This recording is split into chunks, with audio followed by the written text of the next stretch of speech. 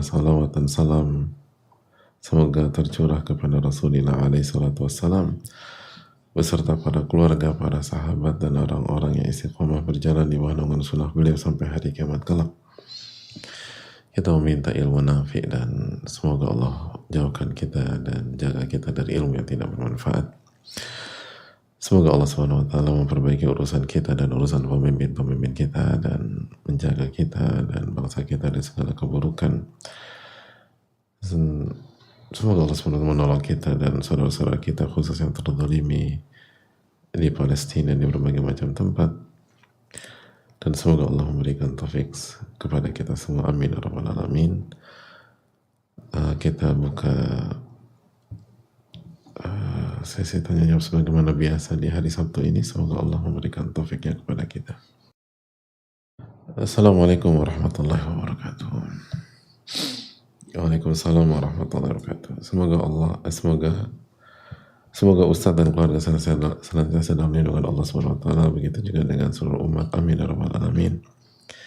Dan jangan lupa kita doakan ulama kita, Imam Nawawi rahimahullah ta'ala, dan ulama-ulama kita, guru-guru kita, semoga dirahmati oleh Allah, amin ya rabbal alamin. Dan begitu juga bagi yang bertanya. Izin bertanya Ustaz terkait doa dan takdir, apabila kita berdoa untuk sesuatu yang terasa sangat sulit, kapan seharusnya kita berhenti meminta dan mulai menerima keadaan, atau bolehkah kita terus berdoa tanpa batas? Dalam hal ini saya terus berdoa untuk diberikan kemudahan dan dibukakan jalan, akan tetapi semua terasa sulit dan tampak ditutup semua akses. Apakah saya boleh untuk terus berdoa mengharapkan hal tersebut? Syukran jazakallahu khairan. Assalamualaikum warahmatullahi wabarakatuh. Selama dosa itu selama doa tersebut tidak haram dan tidak i'tidak dalam doa, dan diantara i'tidak dalam doa, doanya haram atau doanya mustahil atau dilarang oleh syariat dan seterusnya. Misalnya ada orang berdoa untuk jadi nabi, jelas itu haram dan mustahil, nggak boleh. Atau ada wanita berdoa agar jadi laki-laki dan sebaliknya, itu jelas tidak boleh. Jadi selama doa itu tidak ada unsur dosa, tidak itu offside dalam berdoa dan seterusnya, atau tidak memutuskan tali silaturahim, maka dan belum terbukti iya atau tidaknya gitu loh. Kita nggak tahu. Misalnya kita doa agar lulus ujian tahun ini. Nah, ketika hari ini pengumuman dan kita nggak lulus, ya udah, mulai hari ini doanya diganti. Jangan minta ya Allah luluskan saya di ujian tadi, kan udah terbukti nggak lulus tahun depan atau apalah.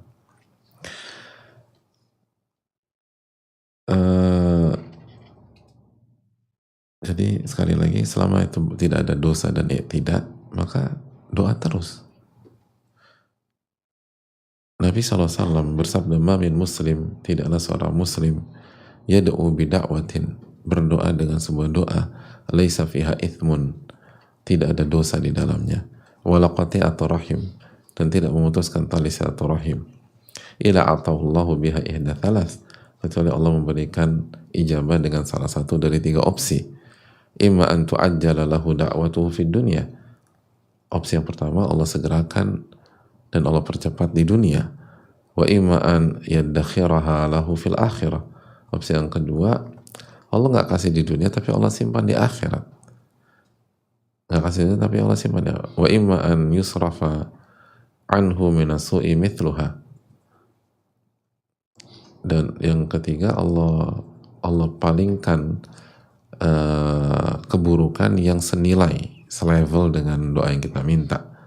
Jadi kalau kita minta rumah di sebuah wilayah karena kita suka sama itu dan harganya 5 miliar misalnya, kita sampai meninggal kita nggak dikasih rumah itu, tapi Allah palingkan kita dari penyakit yang biaya pengobatannya 5 miliar. Kalau kita kena penyakit itu, biaya pengobatannya 5 miliar. Jadi apa namanya, Allah kabulkan dengan satu dari tiga cara. Nah begitu para sahabat mendengar hadis tersebut, dengan hadis itu, hadis Abu Sa'id Al-Khudri ya, lalu mereka mengatakan, ya Rasulullah, idzan nukthir. Ya Rasulullah, kalau gitu kita banyak-banyakin aja berdoa. Udah berdoa terus aja. Nggak berhenti-berhenti, doa terus aja. Banyak-banyakin berdoa. Apa kata Nabi SAW? Qala Allahu Akbar. Sebanyak-banyak kalian berdoa, Allah lebih banyak lagi dalam mengijabah doa kalian. Jadi nggak akan selesai dan nggak akan buat Allah kehabisan gitu loh. Kita kalau minta sama manusia, kita minta, kalau kita minta terus, bisa jadi dia habis duitnya gitu. Gak ada duit lagi, karena kita mintain terus. Gitu. Ada orang minta ke bapaknya, minta lahan atau tanah, kasih. Kalau dia minta terus, habis tanah ayahnya. Apalagi kalau minta ya 1 hektar kasih, 1 hektar kasih. Minta terus, habis tanah bapaknya habis. Allah nggak pernah habis. Bahkan Nabi SAW menggunakan bahasa Allahu Akbar, Allah lebih banyak lagi kasihnya. Jadi nggak ada ceritanya demikian. Dan sekali lagi, seringkali sesuatu yang kita anggap rumit dan jalan buntu itu hanya di short term, hanya di jangka pendek. Lalu kita nyerah dan akhirnya nggak dapat apa-apa. Kita tahu bagaimana Nabi SAW sangat ingin membuka kota Mekah dan mensterilkan kota, atau ingin mensterilkan kota Mekah dari kesyirikan, Ka'bah dari kesyirikan. Dan kita tahu itu itulah salah satu kenapa, atau itulah alasan utama kenapa Nabi SAW menyendiri di Gua Hira dan akhirnya beliau mendapatkan wahyu di sana. Kan beliau nggak nyaman dengan kesyirikan yang ada di kota Mekah. Jadi dari sebelum kenabian, Nabi SAW tuh ingin membersihkan kota Mekah, khususnya Ka'bah, dari berhala dan kesyirikan. Lalu beliau jadi diangkat, diutus sebagai nabi, diutus sebagai rasul. Langsung berhasil? Enggak. Nah kira-kira menurut hadirin, kira-kira manusia terbaik yang paling bertauhid, yang paling banyak ibadah, yang paling kuat doanya, yang paling banyak berdoa, yang mengajarkan kita untuk banyak berdoa, kira-kira berdoa untuk itu enggak gitu. Terus berikutnya, langsung Allah kasih? Enggak.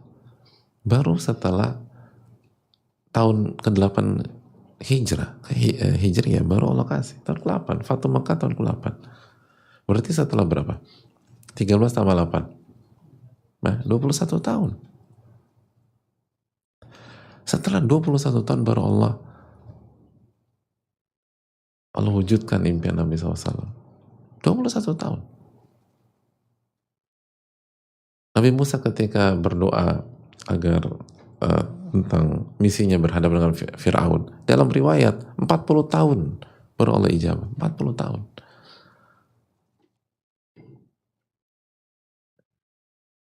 Itu luar biasa. 40 tahun.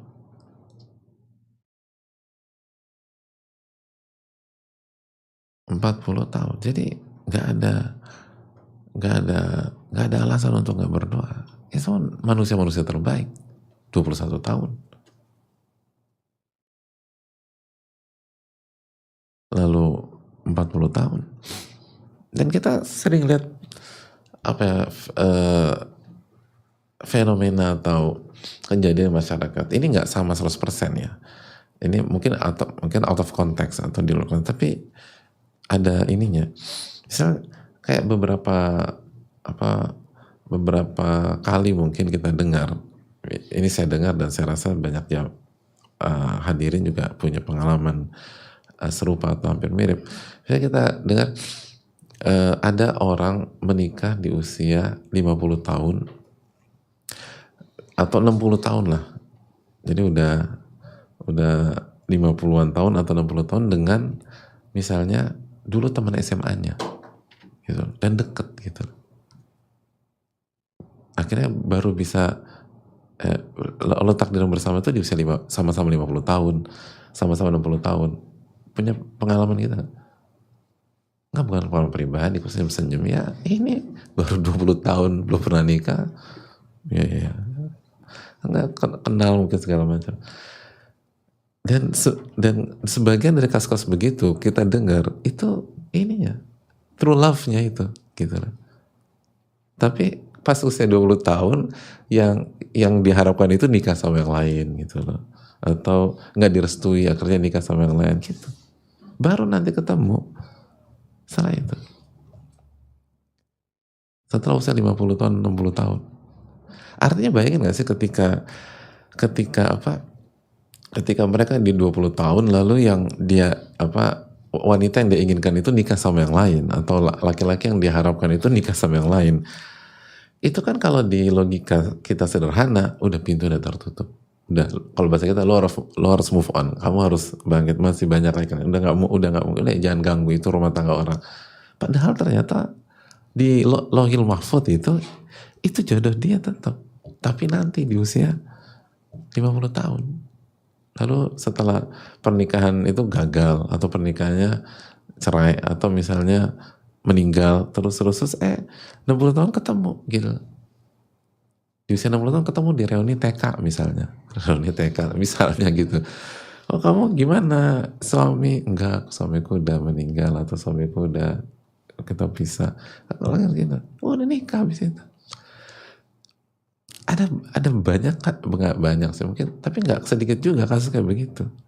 Jadi maksud saya ketika mereka punya perasaan beberapa ketika muda, lalu melihat yang dia inginkan itu menikah, manusia yang ilmunya terbatas, lalu tekadnya juga lemah dan seterusnya, kan melihat udah harapan sudah pupus gitu, udah nggak mungkin lagi, dia bukan, atau kan dia bukan jodoh saya, udahlah kamu move on, dia bukan jodohmu udah. Padahal ternyata dia jodoh, tapi bukan di fase ini, nanti di usia itu. Dan di surga nanti kan, nanti misalnya wanita kan dikumpul dalam riwayat kan sama suami terakhir, walaupun ada khilaf masalah makna dalam hadis tersebut. Jadi poinnya itu contoh lah yang biar kita dengar, jangan pernah pupus. Jadi ketemu lagi 40 tahun, ketemu lagi 50 tahun. Ada banyak kasus demikian. Jadi sesuatu yang kita kan kayaknya sangat sulit nih Ustadz. Sulit kan sekarang, belum tahu 5 tahun lagi sulit. Sulit kan hari ini, belum tahu 10 tahun lagi sulit. Dunia tuh berubah, kondisi berubah.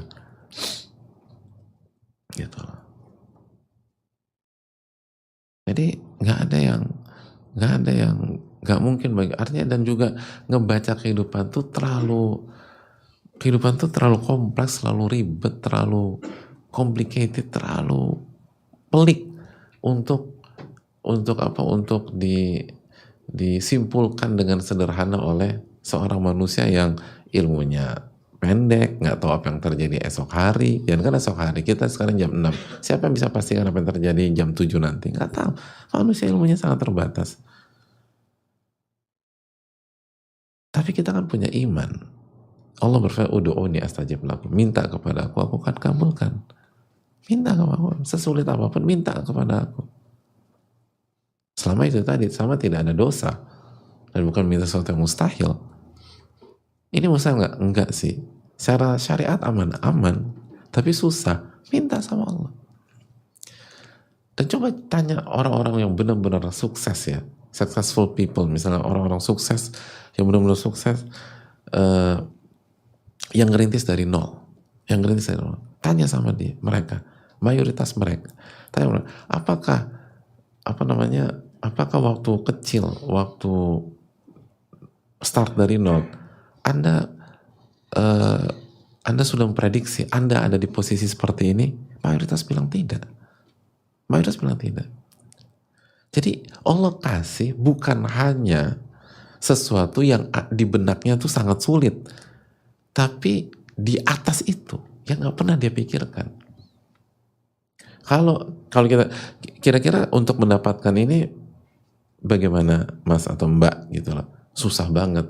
Berarti kan Anda masih pikir kan, masih masuk ke dalam masih masuk dalam perhitungan Anda, masih masuk ke dalam masih masuk dalam kerangka berpikir Anda, masih ketakar gitu loh. Walaupun sulit, ketakar sulit. Ini ada banyak orang, bukan satu dua orang, bahkan mungkin mayoritas orang yang berhasil ketika ditanya, apakah Anda pernah berpikir Anda sukses sejauh ini, setinggi ini? Harus bilang enggak. Jadi di luar takaran dia. Allah ala kulli syai'in qadir, hadirin. Allah berkuasa atas segala sesuatu. Atau kita lah tanya lah, misalnya kita bicara tentang hidayah, kita bicara tentang iman. Dulu waktu kita sebelum kita bertobat, sebelum hijrah, atau pada saat kita awal bertobat dan berhijrah, apakah kita punya prediksi kita akan sampai di titik ini? Kita banyak kekurangan tentu saja, tapi sampai di titik ini tuh prestasi loh. Dulu gue nggak mungkin lah, gue nih kotor, gue nih banyak dosa, nggak mungkin gue bisa jadi, nggak mungkin gue bisa ngerjakan amal ibadah segala. Bisa sekarang. Atau ketika habis tobat nggak muluk-muluk, udah nggak muluk-muluk, ya saya nggak muluk-muluk lah, yang penting saya ini. Ternyata Allah kasih, Allah buka. Wa fi anfusikum afala tubsirun, kata Allah. Itu dalam diri kalian. Kok kalian nggak ngelihat ya gitu? Kenapa kalian nggak ngelihat diri kalian? Bagaimana Allah tunjukkan tanda-tanda kebesarannya pada diri kalian? Coba lihat itu. Kita tuh lebih percaya sama permainan syaitan, lalu tekad kita yang lemah itu. Makanya wa khuliqal insanu dha'ifa, manusia tuh diciptakan lemah, di antaranya lemah azam. Tekadnya tuh lemah banget. Jadi minderan, nggak ini. Padahal di dalam diri dia sudah ada fakta bagaimana Allah begitu berkuasa, begitu baik, dan begitu hebatnya dalam mewujudkan sesuatu yang merupakan impiannya dan di atas impiannya. Kalau itu terjadi hari ini, pola sama.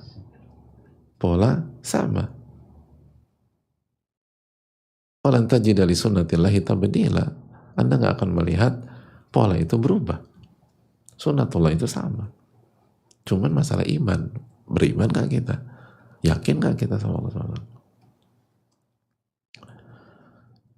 Itu yang kita butuhkan hadirin. Jadi dan para anbiya, para rasul kan yakin dengan itu. Yakin dengan hal tersebut. Sehingga mereka tuh optimis gitu dalam hidup. Tidak lemas gitu loh, tidak pesimis dan lain sebagainya. Jadi sekali lagi lihat diri kita lah. Ada banyak hal yang bagi kita mustahil dulu. Bagi kita mustahil, bukan sesuatu yang mustahil, tapi bagi kita mustahil, bukan berat lagi, bukan sulit lagi. Bagi kita mustahil. Bisa gitu. Ada banyak orang yang hafal Quran 30 juz. Dulu mustahil hafal 30 juz. Udah bisa mustahil. Bisa. Karena mustahil versi Anda, bukan versi objektivitas.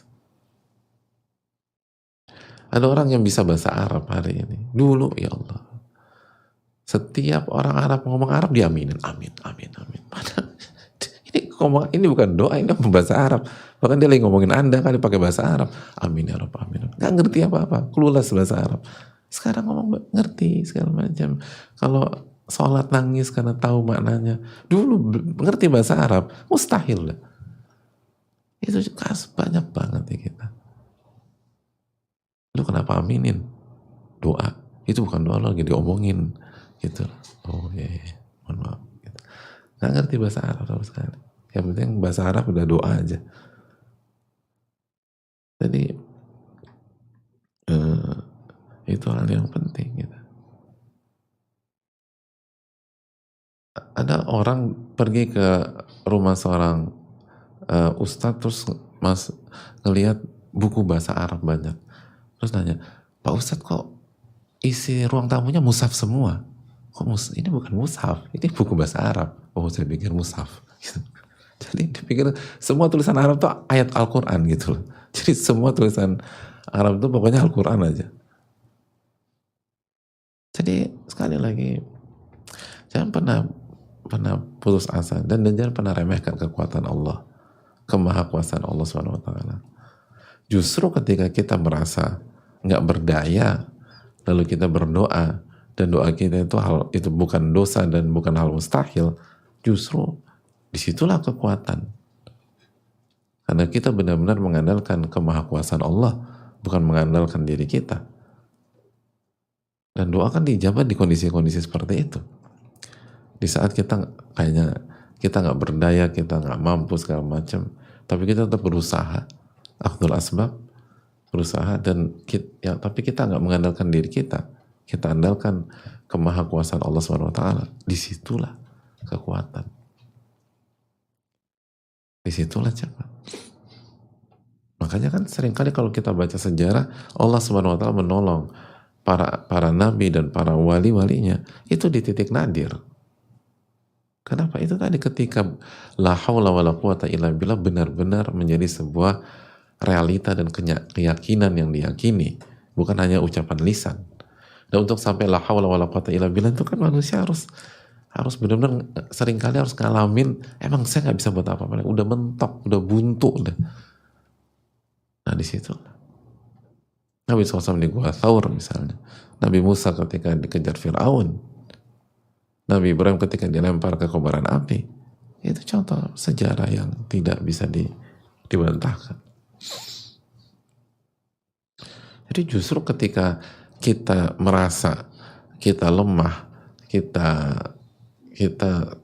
jauh banget dari mimpi kita, padahal selama mimpi kita itu positif, kesolehan, ketakwaan, bukan dosa, bukan hal yang mustahil secara kauni dan lain sebagainya, justru itu kekuatan.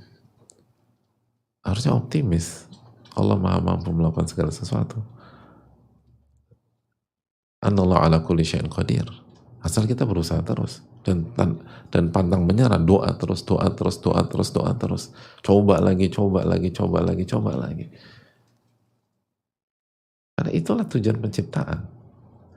Tujuan kehidupan, tujuan dinamika, tujuan ujian, itu semua tentang itu. Makanya apa kata Allah dalam surat At-Talaq ayat 12 ya, Allahul ladzi khalaqa sab'a samawat wa minal ardi mithlahun yatanazzalu al-amru bainahun lita'lamu anna Allah ala kulli syai'in qadir wa anna Allah qad ahata bi kulli syai'in ilma. Allah yang menciptakan 7 lapis langit dan 7 lapis bumi. Yatanazzalu al-amru bainahun. Lalu ketetapan Allah itu turun di antara lapisan-lapisan tersebut, kehidupan, dinamika, masalah segala macam. Untuk apa Allah ciptakan itu semua? Lita'lamu anna Allah ala kulli syai'in qadir. Agar kalian tahu Allah yang Maha berkuasa. Allah yang Maha berkuasa. Bukan Anda yang jago, bukan Anda hebat.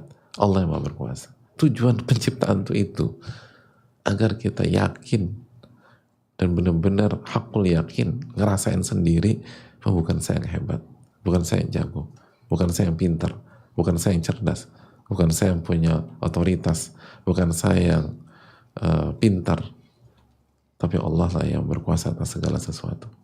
Allah yang berkuasa. Wa anna Allah qad ahata bi kulli syai'in ilma. Dan ilmu Allah mencakup segala sesuatu. Kok bisa ya? Ternyata benar. Ternyata yang aku pikir ini terbaik, gak baik menurut ilmu Allah SWT. Dan terbukti iya benar ya.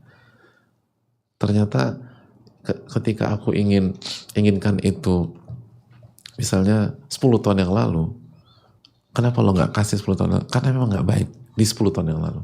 Tapi sekarang, kenapa lo kasih sekarang? Ini momen yang paling tepat. Karena ilmu Allah kan mencakup segala sesuatu. Mencakup masa lalu, hari ini, dan masa depan. Karena gitu. Allah tahu. Allah ala kulli syai'in qadir wa anna Allah qad ahata bi kulli syai'in ilma. Allah tuh mana momen yang paling tepat. Momentum kita tuh kapan Allah tahu. Kita nggak ngerti, sok tahu. Udah sok tahu ngambek. Terus nyalain Allah Subhanahu wa taala. Nanti baru iya benar juga ya. Iya ya gitu.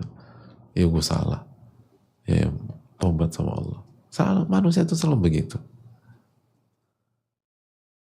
Jadi nggak ada, kalau itu kebaikan itu sesuai dengan sabda Nabi SAW. Kan kata Nabi SAW, Innallaha yuhibbu ma'alil umur. Allah tuh mencintai hal-hal yang tinggi. Kalau itu sebuah, karena susah, karena itu tinggi, itu berkelas, itu bisa sangat mempengaruhi kesolehan kita di dunia dan di akhirat. Kesolehan kita di dunia dan keselamatan di akhirat. Kebahagiaan dunia, kebahagiaan akhirat, dan nggak ada hal yang haram di sana, nggak ada penghalang syar'i atau kauni, ya udah kejar, gitu. Perjuangkan doa perjuangkan, terus aja udah doa perjuangkan, jatuh bangkit kejar lagi, jatuh bangkit kejar lagi, jatuh bangkit kejar lagi, sambil kita lihat apa yang Allah takdirkan. Karena manusia itu terlalu bodoh kita untuk menentukan nggak, kayaknya ini nggak, ini dengan apa, ternyata ini nggak tepat, nggak itu ya, karena sebagaimana tadi, makanya saya kasih contoh tadi, ada banyak orang tuh bersatu dalam pernikahan di usia 50-60 tahun padahal temenan atau kenal udah dari kecil, dari remaja, dan waktu itu dia suka dan pengen menikah, tapi ada kendala inilah, kendala itulah, segala macam. Dan begitu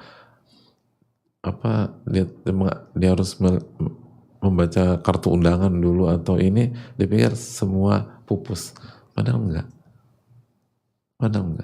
dia akan dijodohkan 40 tahun kemudian, 50 tahun kemudian, dan itu banyak kasus di masyarakat. Dan harusnya itu menjadi ibrah bagi kita untuk optimis, untuk husnudzon dengan Allah Subhanahu wa taala, baik sangka, nggak ngotot tapi baik sangka sama Allah. Dan kan kita yakin kalau memang itu nanti Allah kasih yang terbaik, tapi coba dulu dan terus berdoa.